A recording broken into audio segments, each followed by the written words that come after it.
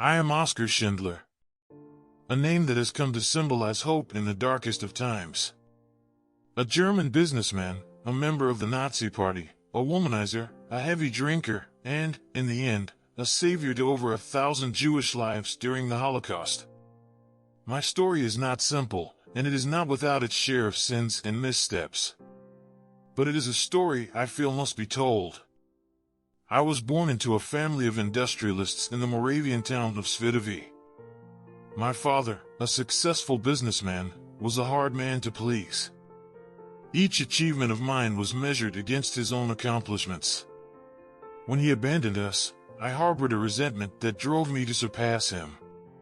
In my personal life, I was no paragon of virtue. I married Emily, a wonderful woman who bore with my many infidelities. Yet, despite my failings as a husband, we stood together in the darkest of times, eating the Jews, concealing documents, and harboring secrets that could have led to our deaths.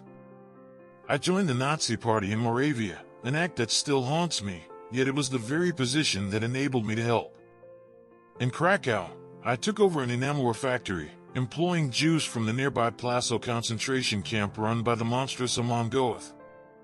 It was a gruesome sight, one that I knew I could not turn a blind eye to. And so came about Schindler's List. A list of names, of lives to be saved. Each name a person, a story, a potential future. It cost me my fortune, yet money paled in comparison to the human lives at stake.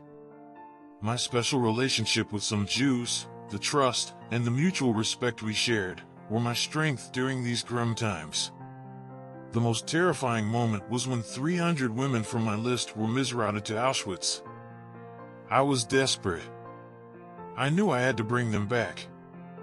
I managed to retrieve them, yet the horror of Auschwitz, the palpable stench of death, haunts me to this day.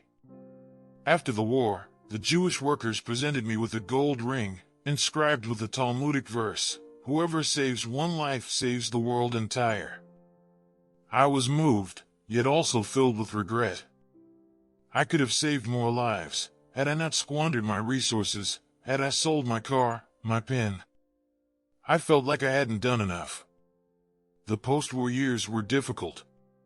My ventures failed, and I ended up destitute.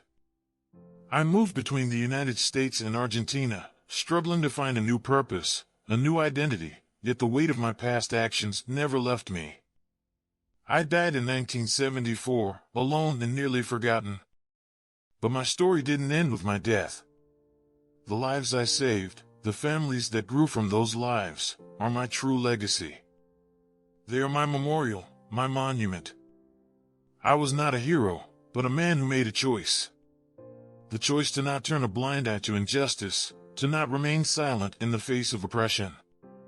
I chose to act, to do what I could to help. And to me, that was the most important choice of all.